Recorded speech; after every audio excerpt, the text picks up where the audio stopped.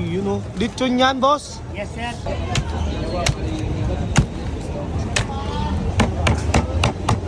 Ito ang bago sa Quiapo, lechon. Lechon rice. Hindi pa trending. Anong trip ang masarap? Di food trip. Dito sa Quiapo, may bago na namang paniguradong magte-trending na sa halagang 80 pesos lang. Meron ka ng napakasulit at napakaraming serving na lechon rice meal. Eto na, matitikman na natin ang bagong-bago dito sa Carriedo, ang lechon with rice.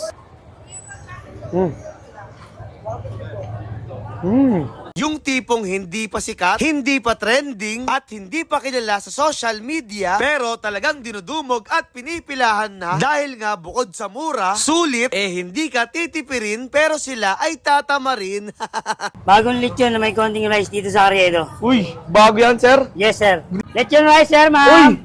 Lechon Bossing, rice. lechon. Ay, lechon, sir. Bago yan ah. Lechon rice, sir. 80 pesos lang, sir. 80 pesos lang lechon rice na. Yes, sir. Wow, grabe. Ilang grams yan, boss? Bali, 40 to 45 grams lechon rice. May kasama pong bopis, may kasama na rin pong rice. Grabe, bagong-bago sa Quiapo to, sir, no? Apo. Ilang araw na to dito? Pang-apat na araw ko na, sir. Pang-apat na araw pa lang. Sakto pa rin natin ko, boss. May lechon na kayo.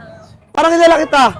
Ikaw si Batang Hotdog, di ba? Yes, sir. Ako rin po si John Lloyd ng Batang Hotdog. Bakit nandito ka na? Hindi ka na sa Hungarian, bossing. Nagdagdag ako ng business para marami na rin kasi nag-hotdog kaya Tsaka para kakaiba, no? kakaiba. Marami Yun. nagra-rice ko. May. Ayun palang nagganto dito, bossing. Oo, kami ng first one.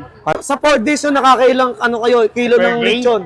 Sa isang araw, nakaka-18 kilos kami isang buo yun. Pero pag Friday tsaka Sunday, 2 lechon na buo ang kinukuha namin. Ay, grabe. Mas marami kasi pag linggo, no, Oo, pag bossing? linggo.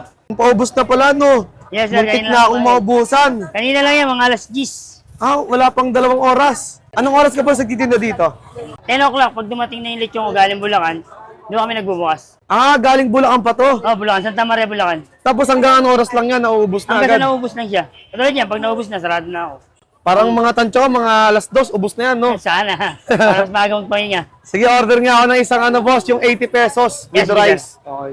At ito na nga mga tropa, napapunta nga tayo ngayon dito sa Carriedo na naman dahil nga nabalitaan natin itong hindi pa trending pero bagong-bago lang na lechonan dito. Wala pang nagbablog tayo pa lang, kaya tara, tikman na natin to.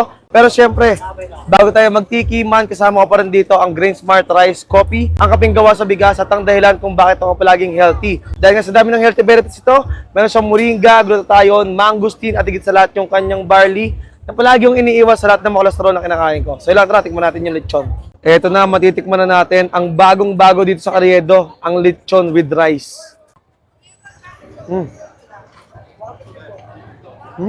Ano to? Ano